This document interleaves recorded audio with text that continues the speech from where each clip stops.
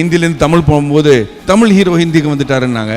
இங்கே என்னடானா பாம்பேலேருந்து ஒரு ஹிந்தி ஹீரோ தமிழுக்கு வந்துட்டார் அப்படின்னாங்க.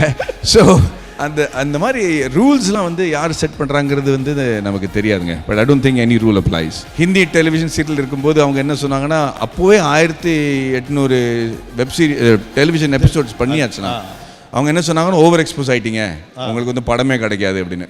நடிகனாவே ஆறுதுக்கு நான் வருவேன், நீ என்ன ஓவர் எக்ஸ்போஸ் பற்றி பேசிட்டு இப்போதைக்கு காசு வருதுல போதும் அப்படின்னு நினச்சிட்டு இருக்கிறவன் திடீர்னு பார்த்தா டிவியில் படம் கிடைக்கிறது, அப்புறம் தமிழில் போயிட்டேன், தமிழில் போனதுனால ஹிந்தியில் படம் கிடைக்காதுன்னாங்க.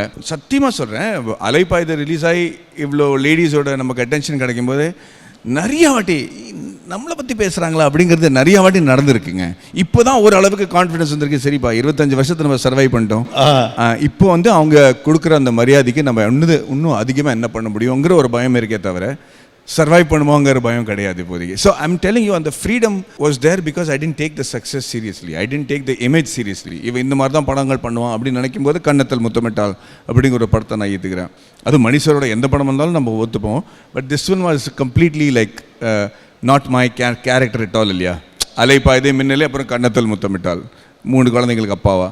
ஸோ அதெல்லாம் நிறைய பேர் பண்ண மாட்டாங்கன்னு எனக்கு அப்புறம் தான் தெரிய வந்தது.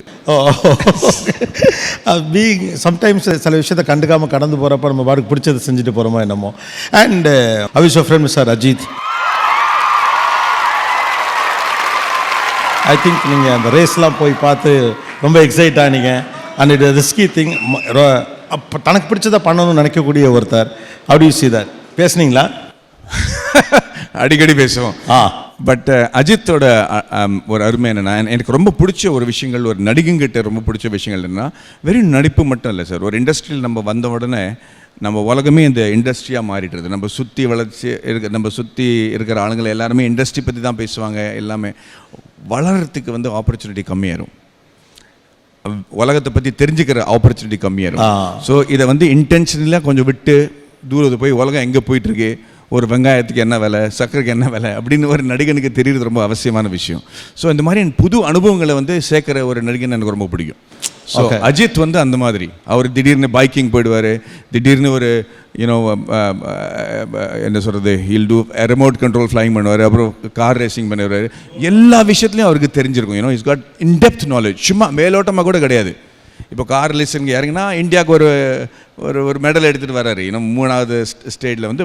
So I like that level of commitment. I like that level of ஒரு ஹீரோவில் மட்டும், சினிமாவில் மட்டும் ஹீரோவெல்லாம் இருக்காமல் எல்லா இடத்துலையும் ஒரு ஹீரோவாக இருக்கார் பாருங்கள். அதுதான் I think is extraordinary. I admire that a lot. பிகினிங்லேருந்து நான் ஒரு ஃப்ரெண்டாக இருந்திருக்கேன். இப்போ பிகம் அ ஃபேன்.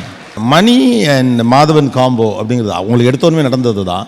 பட் அந்த காம்போ திரும்ப எதுவும் வர்றதுக்கான வாய்ப்பு இருக்கா? அது உங்களுக்குமே அந்த ஆர்வம் இருக்கா? ஒரே விஷயம் வந்து மணி சார் பற்றி நம்ம சொல்லணும்னா, இவன் என்னை கண்டா பிடிக்கும், இவனை என்னை கண்டா பிடிக்காது, இவனை வந்து இவனோட ப்ரொஃபஷனலிசம் சரியில்லை, இல்லை இவன் ரொம்ப ஸ்வீட்டாக இருக்கான், எப்போவுமே டேட் கொடுத்துருவான் அப்படிங்கிற எந்த வகையில் எந்த விஷயங்களும் பார்க்காம ஒரு கதாபாத்திரத்துக்கு என்ன நெசசரியோ அதுதான் அவர் காஸ்ட் பண்ணுவார்.